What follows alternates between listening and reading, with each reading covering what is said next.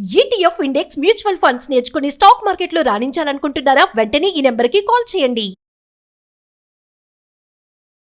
Hi viewers, India's largest digital media network Suman టీవీకి స్వాగతం. ప్రస్తుతం మనతో ఉన్నారు motivational speaker and advocate Ushasri.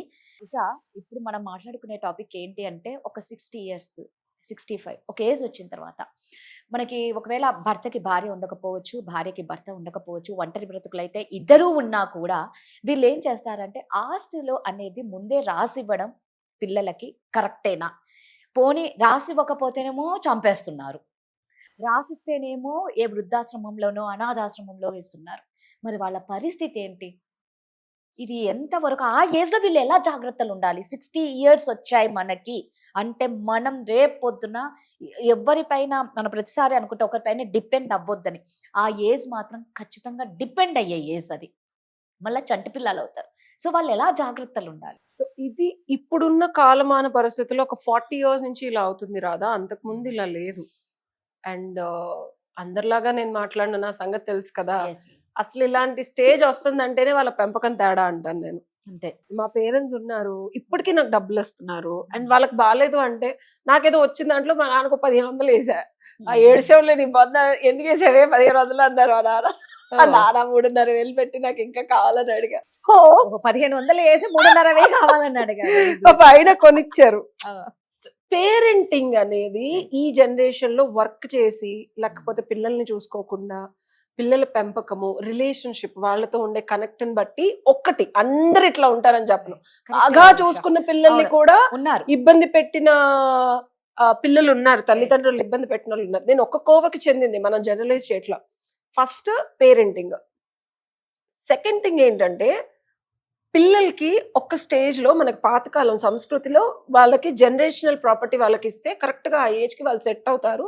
వాళ్ళు కష్టపడిపోయి స్క్రాచ్ నుంచి సంపాదించకుండా, మనకు అక్కడ ఉమ్మడి కుటుంబాలు ఉండేవి కాబట్టి వీళ్ళని బయటకు పెట్టడం, వృద్ధాశ్రమం ఉండేది కాదు. మనకు అదొక శాస్త్రం.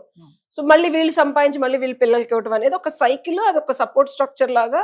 వాళ్ళు ఎక్కువ కష్టపడకుండా, స్థితిగతి లేకుండా కొంచెం ధనార్జన తల్లిదండ్రులది తీసుకోవడం అనేది ఒక పద్ధతి. ఆ పద్ధతిని హక్కుగా భావించి, ఆ హక్కు విపరీతార్థానికి వెళ్ళి, ఆ హక్కుని ఇప్పుడు మొన్న సుప్రీంకోర్టు ఒక జడ్జ్మెంట్ లో ఎక్స్క్లూజివ్ సుప్రీంకోర్టు దాంట్లో వాళ్ళ తండ్రి ఇంట్లో కొడుకు భార్య పిల్లలు ఉండటం తండ్రికి ఇష్టం లేదు. ఉండొచ్చా లేదా? నువ్వు చెప్పు. కొడుకు భార్య కోడలే కదా, కొడుకు కోడలు. కొన్ని థ్రెట్స్ ఉన్నాయి ఆయనకి వాళ్ళ నుంచి.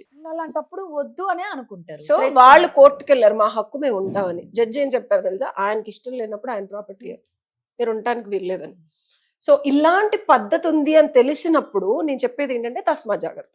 కరెక్ట్. ఓకే, మీరు ఇవ్వకపోతే వాళ్ళు మిమ్మల్ని చంపేస్తారు. ఇవాళ రేపు రాధా ఫెసిలిటీస్ చాలా వచ్చాయి, చాలా వచ్చాయి. డబ్బు ఉంటే, ఒకప్పుడు అన్నమాట, డబ్బు ఉంటే మనుషుల్ని కొనుక్కుంటామా అని, బట్ డబ్బు ఉంటే చక్కగా మనుషుల్ని కొనుక్కోవచ్చు. అంటే మనం ఇట్లాగా సేవ చేసే వాళ్ళు, హై పెయిడ్ నర్సెస్ ఉన్నారు. నాట్ లైక్ ఇంకోలాగా మనతో ఉండడానికి అట్లా కాకపోయినా పెద్దవాళ్ళకి. అండ్ పిల్లలు చూసుకోకుండా ఉండడానికి ఇప్పుడు ఇంకో వర్షన్ చెప్తా. వీళ్ళ చుప్పనాతితనం, వీళ్ళ నాంచుడు, వీళ్ళ తిట్టడము, లేకపోతే వీళ్ళు సరిగ్గా జల్లవకపోవటము, వాళ్ళకి ఇబ్బంది కలిగించడము, కోడల్ని ఇబ్బంది పెట్టడము. మోస్ట్ ఆఫ్ ద కేసెస్ లో అత్తగారులు ఈ చుప్పనాతితనం వదులుకోవట్లా. మనం జాలనుకుంటున్నాం కానీ the creating lot of torture and turmoil to the kids also. వీళ్ళేదో ఉండి అమ్మాయి ఏంటి ఇంకా ఇంటికి రాలేదు, ఆడేంటి అది చేస్తున్నాడు. ఇంటర్వెన్షన్, పర్సనల్ లైఫ్ లో ఇంటర్వెన్షన్ చేయకుండా వీళ్ళు మటుకు వీళ్ళు ఉండి వాళ్ళ లైఫ్ వాళ్ళు చూసుకొని, కుదిరితే సపోర్ట్ చేసి మంచి చెప్పే యాటిట్యూడ్ వీళ్ళకి ఉండట్లా. లేదు. అవును. నేను డబ్బులు ఇస్తున్నానో, లేకపోతే నేను నాదే ఇది అంతా అని అథారిటీ చూపించే తల్లిదండ్రులు కూడా ఉన్నారు. సో అలాంటప్పుడు పిల్లలు ఏం చేస్తారు? వాళ్ళ కంఫర్ట్ ఇంపార్టెంట్, వాళ్ళ ఇది ఇంపార్టెంట్. అండ్ వీళ్ళ వల్ల కూడా ఎంతసేపు కొడుకు తల్లి మాటిని, కోడల్ని ఇబ్బంది పెట్టి ఉండటం కూడా, కోడళ్ళు చాలా వరకు బయటకు వెళ్ళిపోవటం, వీళ్ళు వృద్ధాశ్రమంలో వేయడం జరుగుతుంది. సో ఒక్కటి ఏంటంటే, మీరు ఎలా ఉన్నారు, బెస్ట్ థింగ్ మిమ్మల్ని మీరు మార్చుకొని పిల్లలతో ఉండటానికి, వాళ్ళకి సపోర్ట్ చేయడానికి ట్రై చేయండి. తల్లిదండ్రులకి నేను చెప్పేది, ఇలా ఎవరు చెప్పరు. మాకు తెలీదా, మేము పెద్దోళ్ళం, మేము పెంచాం, మేము జీవితం చూసామంటే. కాలమాన పరిస్థితులు మారిపోయినాయి. అసలు కూతురు మనవాళ్ళు మనవరాళ్లే వాళ్ళు 13 ఏళ్ళకి వెళ్ళి ఇదో వస్తున్నప్పుడు మీ చుట్టనత్తనం చూపించుకోండి. ఫస్ట్ ఆఫ్ ఆల్ మీ జనరేషన్ వేరు, మీకు తెలిసిన మంచి వేరు. మంచి చెప్పకండి, ఎవ్వడికి మంచి అవసరం, కంఫర్ట్ కావాలా. మాకేది ఇష్టమో అది మేము చేసుకుంటాం, మేము తాగుతాం, పార్టీలు చేసుకుంటాం అంటున్నారు పిల్లలే. మా ఫ్రెండ్స్ వస్తారు, వాళ్ళు ఎందుకు వచ్చారు, ఇక్కడ ఎందుకు పడుకున్నారు, ఇట్లాంటి మాటలు మాట్లాడకండి ముందు. మీ లైఫ్ మీది, మీరు పిల్లలతో ఉండాలనుకున్నప్పుడు మీరు వాళ్ళ లైఫ్ కి తగ్గట్టు అడ్జస్ట్ అవ్వాలి. కానీ మీరేదో డబ్బులు ఇస్తున్నారనో లేకపోతే మీ తల్లిదండ్రులనో అథారిటీ చూపించి విపరీతమైన ఇది చూపిస్తే ఈవెన్చువల్లీ వాళ్ళు వదిలేస్తారు. ఎందుకు తీసుకెళ్తారు వృద్ధాశ్రమాలకి? మీరు నిజంగా మంచిగా ఉండి పిల్లల్ని చూసుకుంటా ఎంతో కొంత మీకు ఓపిక ఉన్నంత వరకు ఏదో వంట చేయడమో చిన్న చిన్న ఇంట్లో చేస్తా ఉంటే ఎవరైనా వదులుకుంటారా? రాదా? మన కంఫర్ట్ లెవెల్లో పనమ్మైనా వదలం మనం. మనకు బాగా కంఫర్ట్ గా పనిచేసే ఒక పనమ్మాయిని చిన్న చిన్నవి ముసలామె అయినా సరే వంట చేస్తుందనో పిల్లలు చూసుకుంటానో పెట్టుకునే వాళ్ళు చాలా మంది ఉన్నారు. కన్న తల్లి సపోర్ట్ స్ట్రక్చర్ ఉంటే పెట్టుకో. సో బేసికల్గా వీళ్ళు మారాలా. మీరు చొప్పునాతనంగా ఉండి మీరు ఇబ్బందికరంగా ఉన్నప్పుడు మీ డబ్బు మీరు జాగ్రత్త చేసుకోండి, ఇవ్వకండి వాళ్ళకి. మీ ఇండివిజువాలిటీ ఉంది, వాళ్ళకి నచ్చినట్టు మీరు ఉండలేరు అనుకోండి, వాళ్ళు తీసుకెళ్లేదండి. మీరే చక్కగా ఒక మంచి ప్లేస్ లోకి వెళ్ళి ఒక రెంటెడ్ ప్లేస్ తీసుకోవచ్చు, లేదా మంచి ఆశ్రమంకి వెళ్ళొచ్చు. నేను ఐ డోంట్ ప్రిఫర్ ఆశ్రమం, అది ఒక సాడ్ అప్సెట్ స్పేస్ లాగా ఉంటుంది. నేను కొన్ని చాలా వృద్ధాశ్రమాలకు వెళ్ళాను. ఎంత కాస్ట్లీదైనా ఒక రకమైన బాధాకరమైన పరిస్థితులు ఉంటాయి, అక్కడ రకరకాల స్టోరీస్ ఉంటాయి. సో యుఎస్ లో ఏంటంటే వాళ్ళు నచ్చినవి చేస్తూ ఉంటారు 90 years కి 80 years కి. సో ఇండిపెండెంట్ గా గ్రూప్ ఆఫ్ పీపుల్, మీకు నచ్చిన ఫ్రెండ్స్, మీ అక్కలో చెల్లిలో పిల్లలో ఏదో ఒకటి ఉంటారు. ఇప్పుడు మనకి ఇంకా society still we have good conditions. So డబ్బులు ఇవ్వకండి ముందు. ఇవ్వకపోతే చంపేస్తారంటే అక్కడ ఉండకండి. అండ్ మీ డబ్బులు మీరు ధనార్జన చేసింది. చాలా మంది ఒక స్టూపిడిటీ ఏంటంటే మేము డబ్బులు ఇస్తున్నాం కాబట్టి మేము చెప్పినట్టు వినాలి, మా తదనంతరం తీసుకోండి, లేకపోతే ఇట్లాంటి ఒక యారగెంట్ యాటిట్యూడ్ ఉండటం వల్ల వాళ్ళు వదిలేస్తున్నారు.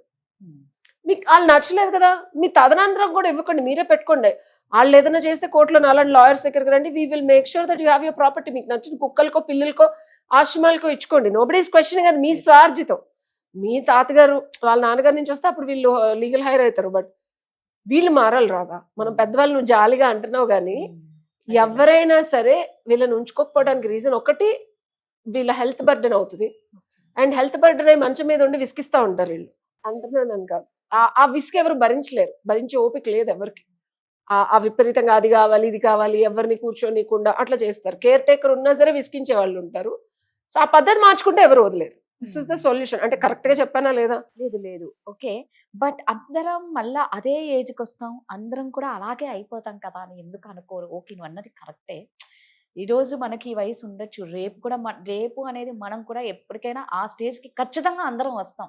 నువ్వు అన్నట్టు కొంతమంది స్ట్రిక్ట్ గా ఉన్న వాళ్ళ పేరెంట్స్ కదా, కొంతమంది నువ్వు అన్నావు కదా బాగా చూసుకుంటారు. మీ పేరెంట్సే అన్నారు నేను చాలా బాగా చూసుకుంటారు. పేరెంటింగ్ నిజంగా అంటే నువ్వు అది అర్థం చేసుకున్నావు కాబట్టి సరిపోయింది ఉషా.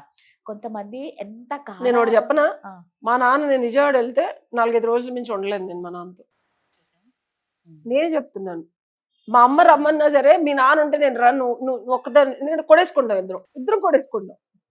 పైన విజయవాడలో సొంత ఇల్లు మాది, పైన ఇచ్చేస్తాను జల్లి వచ్చి విజయవాడలో ఉండమంటే నాన్న నేను మీతో ఉండలేను ప్లీజ్. ఎందుకు ఇంత అనుభవంతో చెప్పానంటే ఆయన చెప్పుకునేది పొద్దున్న 6ంటికి లెగాలి, 8ంటికల్లా ఇంటికి రావాలి. ఇప్పుడు నాన్న నేను 8ంటికి ఇంటికి వచ్చి నేను బిజినెస్ వేమని నేను ఏం చేయాలంటే నేను ఎవడ సంపాదించమన్నాడు, నేను పంపించే వాట్ ఎవర్ నెలకి ఎత్తిని ఉండు అంటాడు. అలా ఉంటే ఎప్పుడు ఉండలేదు రాదా. నేనేం చెప్తున్నానంటే see I can't live fully with my parents. నేనే కాదు అసలు ఇప్పుడున్న ఇండివిజువల్, ఇంకా నాకు 41 ఏళ్ళు, నేను రెస్పెక్ట్ ఇస్తాను. వెళ్ళి పండక్కి compulsory you keep seeing me. చచ్చినట్టు విజయవాడ వెళ్తాను నేను. సంక్రాంతి వస్తే పెద్దవాళ్ళందరికీ బట్టలు పెడతాం, ఆ కల్చర్ ఉంది ఇంకా. బట్ 24 గంటలు ఒక టార్చర్ తీసుకునే స్టేజ్ లో ఎవరూ లేరు. మంచిగా చూసుకోవడం మా నాన్న, నేను ఎంత తప్పు చేసినా గుండెల్లో పెట్టుకొని చూసుకున్నాడు. ఇప్పటికే డబ్బులు ఇస్తాడు. బట్ ఇట్ డజంట్ మీన్, అదే మళ్ళీ చెప్తున్నాను నేను, అడ్జస్ట్ అవ్వడానికి ఎవరు రెడీగా లేరు. ఎవరి లైఫ్ వాళ్ళకి ఇంపార్టెంట్, ఎవరి అనుభవం వాళ్ళకి ఇంపార్టెంట్. నేను ఇప్పుడు నా లైఫ్ స్టైల్ వదిలేసి వాళ్ళకి ఎక్స్పెక్ట్ చేసినట్టు నేను ఉండలేను. వాళ్ళు వాళ్ళ లైఫ్ స్టైల్ వదిలేసి ఇక్కడ సిటీ లైఫ్ లో మా ఇంట్లో సందులో ప్రతిదీ వస్తుంది, కూరగాయలు అన్ని. మా అమ్మగారు కూడా బాల్కనీలో కూర్చుంటే ఏంటిది ఇక్కడ ప్రతిదీ వెళ్ళి తెచ్చుకోవాలి. They have a different life style all together. And పాతకాలం మనుషులు అని అంటాం కన్నా ఇప్పుడు జనరేషన్, మనం నువ్వు అడిగిన వ్యాలిడ్ క్వశ్చన్ కి సమాధానం చెప్తా విను, చాలా గుండె ధైర్యం చేసుకొని విను.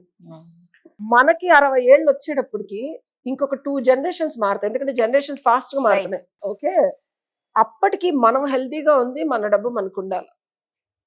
ఇప్పుడు జనరేషన్ కూడా, ఇప్పుడు పిల్లల్ని కానీ 17 ఏళ్ళు 18 ఏళ్ళు వచ్చిన పేరెంట్స్ కూడా వాళ్ళు ఇండిపెండెంట్ గానే ఉండాలి. పిల్లలు చూస్తారు, పిల్లల దగ్గరికి వెళ్ళాలి, పిల్లలు ఏదో ఇప్పుడు అంతెందుకు 22-25 ఇయర్స్ పిల్లలకి పెళ్లిళ్ళు చేస్తున్నారు, వాళ్ళు వచ్చి చూస్తారని నువ్వు అనుకుంటున్నావా?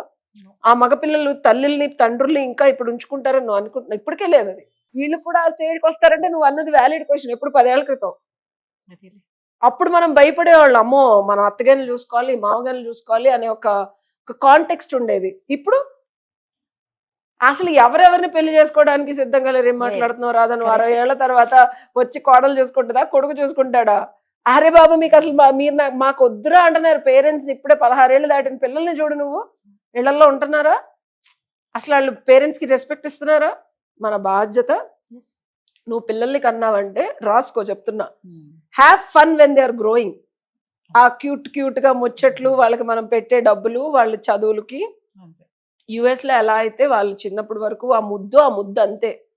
ద మొమెంట్ 16-17 ఏళ్ళు వచ్చిన తర్వాత పేరెంటింగ్ అనేది మీరు మార్చకపోతే వాళ్ళు మీ మీద డిపెండ్ అయి కూర్చుంటారు గుదిబండ్లాగా. నాలాగా నేను ఇంకా మా పేరెంట్స్ ఎట్లా ఉన్నా నేను శుభ్రంగా చెప్పినద్దాన్ని, ఏం పర్లేదు, నేను మా నాన్న డబ్బులు అవటంలో అస్సలు సిగ్గుపడ్ను. ఇద్దరు నాలా తయారవుతారు. మా నాన్నకి అమ్మకి ఇష్టం కాబట్టి ఎవరు లేరు కాబట్టి నాకు ఇస్తున్నారు.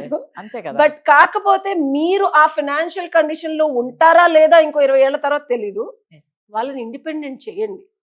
చేసిన తర్వాత వాళ్ళ మీ దగ్గరికి ఫ్యూచర్ జనరేషన్ ఎట్లా అయిపోతుంది అంటే రాదా, మనం ముసలోళ్ళం అయిపోతాం, మన పిల్లలు సెటిల్ అవ్వరు. ఎందుకంటే డంబ్ పీపుల్ వస్తున్నారు ఇప్పుడు ఏ వల్ల, సాఫ్ట్వేర్ వల్ల. Take my word on that. మనం ఇంకో వీడియో చేద్దాం ఇది ఖచ్చితంగా. నేనే మొన్న కాంటెంపరీ అని స్పెల్లింగ్ కొడితే CONT దగ్గర ఆగిపోయా. TMPOPRY అర్థం కావట్లేదు నాకు. అంటే మన టెక్నాలజీ వాడి అమ్మో ఇలా కాదు, నేను ఇప్పుడు షార్ప్ అవ్వకపోతే నేను మళ్ళీ ప్రతి స్పెల్లింగ్ నేను స్క్రూటినీ ఇవన్నీ నేను సెర్చ్ కొడుతున్నా, అన్ని తప్పులు వస్తున్నాయి. స్పెల్లింగ్స్ అన్ని సగం రాయడం తర్వాత మర్చిపోతున్నాం because of auto spelling in WhatsApp and everything. So we're getting in to dumb. మన పిల్లలు సెటిల్ అవ్వరు. ఇప్పుడు ఏ టెక్నాలజీ వల్ల జాబులు రావు. వాళ్ళకున్న స్టూపిడిటీ, ఈ విపరీతమైన విచ్చలవిడి మనుషులతో తిరగడం వల్ల వాళ్ళకి ఒక జ్ఞానం రాదు, ఒక సర్టిఫికేషన్ ఉండదు. ఉన్న సర్టిఫికేషన్ పనికి రాదు, పనికి వచ్చిన జాబులు రావు, వచ్చి నీ దగ్గర కూర్చుంటారు. ఖచ్చితంగా దీని గురించి ఒక టాపిక్ చేస్తాను. నిజంగా వెరీ ఇంట్రెస్టింగ్ టాపిక్. సో 60 ఏళ్ళ తర్వాత ఫ్యూచర్ లో వాళ్ళు మన దగ్గరకు వచ్చి వస్తూ ఉంటాం కాదు రాదా? అర్థమైపోయింది. ఇదండి విషయం. ఇప్పుడు నుంచి సంపాదించుకోండి తల్లిదండ్రులు. అంతే. మీరు వాళ్ళని చూసుకునే స్టేజ్కి వస్తారు ముసలోళ్ళైనా. Thank you.